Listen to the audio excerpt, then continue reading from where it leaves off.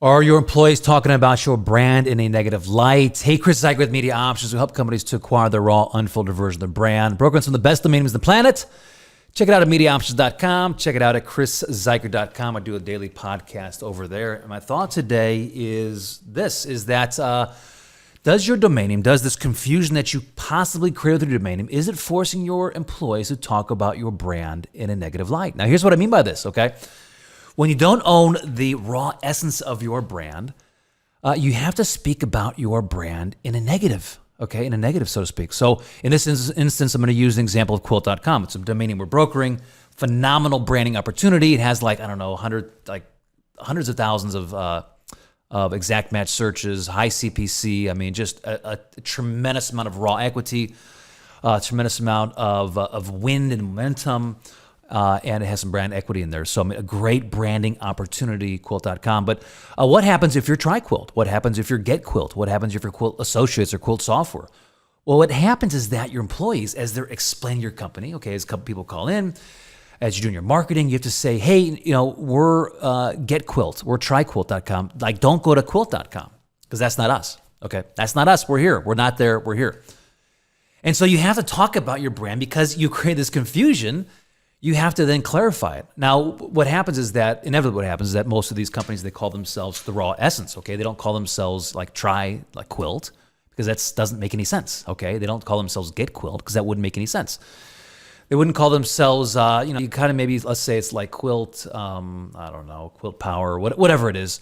You could go that line, but inevitably they don't because they're trying to create simplicity and there's this intuitive nature to creating simplicity. And so they call themselves Quilt. Okay, this is an example here. Okay, I'm not saying this is just an example of the thought on pre-framing and how you communicate your brand.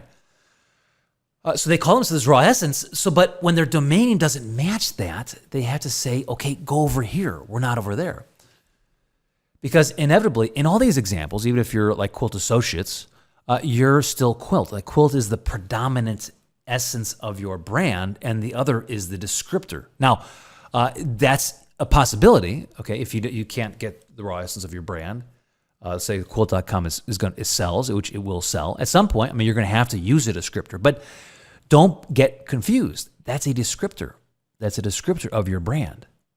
It's not your brand in this instance. Now, there are times when two-letter domains could be it. Okay, let's say it's Red Bean. We're brokering redbean.com. Yeah, okay. Then it's Red Bean, okay? It's two words, but still it's like the brand, okay? It's not Red Bean Power or Get Red Bean or Try Red Bean. But how are your employees talking about your brand? Well, they talk to consumers. Now, where this gets really interesting and complicated for you is when your consumers are looking at their feed and like it's they have this relationship with you. You're TriQuilt, and they see all of a sudden they see like Quilt.com come across, okay, because it was acquired by another startup that had more funding than you, and they're making this big, massive marketing push. They're the next unicorn that's out there. Maybe you've raised $20 million. I don't know, but now they're seeing like different brands come across with the same branding that you have, okay. And it's like, well, hold on a second. Like, I've got a relationship over here with TriQuilt. Like, who is Quilt.com? Like, where are they coming into this? That's interesting. And so now, every time they think of they think of your brand, they're also thinking of this other brand. You've allowed this opportunity to take place. And it's interesting. I talk to founders all the time, and they say, well, hey, Chris, give me comps, give me information, so I can make, I can justify this offer. And it's like, no, you're missing the point. Missing the point. Like, what is this domain name worth to you? I can show you comps up. I can show you comps down. I can show you why that domain's worth, nothing or worth everything in the world. But what is it worth to your brand? What is it worth to your ability to scale? What is it worth to your ability to create this simplicity for your brand? Okay, there's a very real return on investment equation to this. Yeah. I mean, think about this. How are you having to communicate your brand to your customers? It's interesting. I use the example of Hive.com a lot.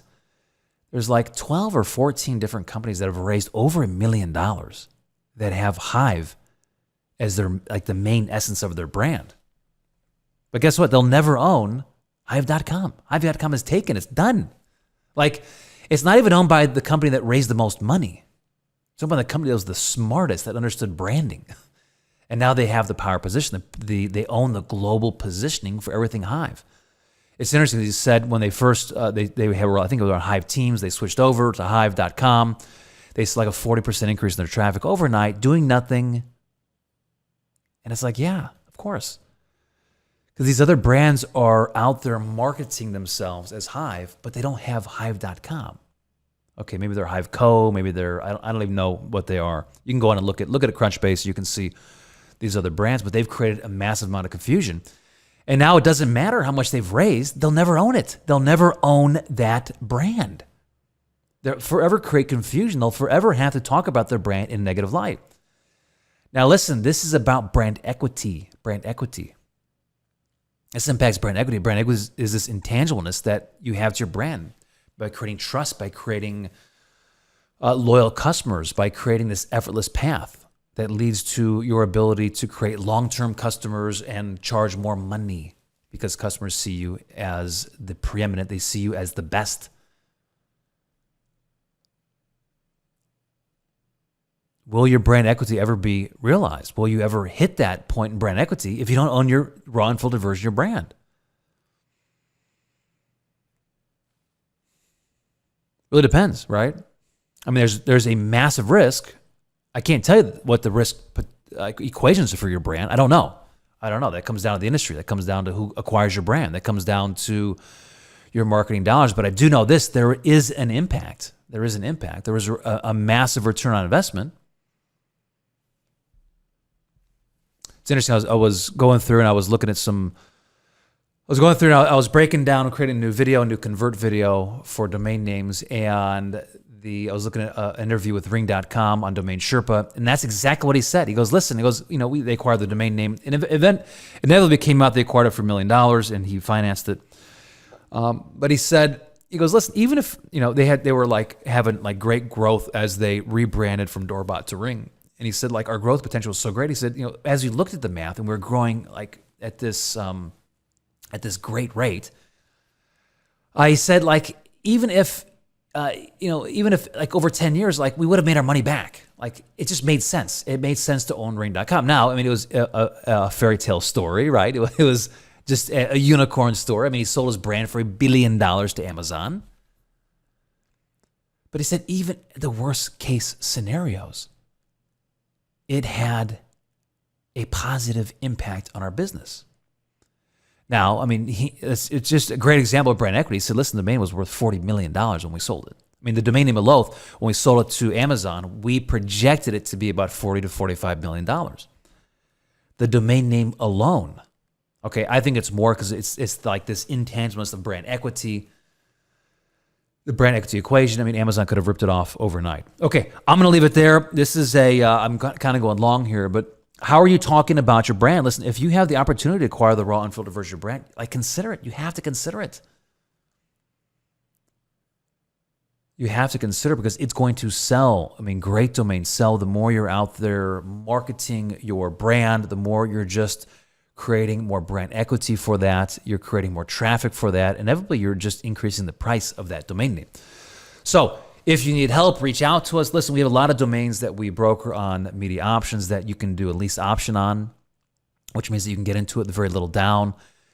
You can pay off, and then it limits the risk because you can grow big, and then boom, you can buy that with lease option. I mean, you have it in the cards to say, hey, after 2 years, or maybe it's 3 years, or maybe it's 1 year. I don't know, depending upon the owner. But there's a lot of options out there. Like, consider that. Consider that. If you're going through a rebrand, if you had to launch your domain and launch your brand launch your company or startup on a domain that just wasn't ideal because you just couldn't think of something new, but you're ready to rebrand, like reach out to me. There's options out there. Like you don't have to have $1 million. You don't have to have $300,000. You don't even have to have $200,000. Owners will do an owner financing. We do it all day long. It's an option. It's a way to get in with limited risk. It's a way to get in, ability to scale. It's a way to get in and have your investors just say, wow, like seriously, you own this domain name? How did you get that across the finish line? And you're like, yeah, we own it. We own it. We own the global positioning. We own the global positioning. Let me tell you something. It just makes the conversation so much easier because you look like a rock star. Reach out to us at MediaOptions.com. Check out ChrisZuiker.com. Share this up if you got any value from it. Hey, also go to ChrisZuiker.com/domains. That's my site. I have a 3-part video series there that's pretty cool. I think you'll like it on leasing, on what to do if the .com is taken, and how to use domain metrics to figure out if a domain name is, if you have options on your branding. So go over there and check that out. You just got done listening to another episode of .com Strategies. Check us out online at ChrisZuiker.com and at MediaOptions.com.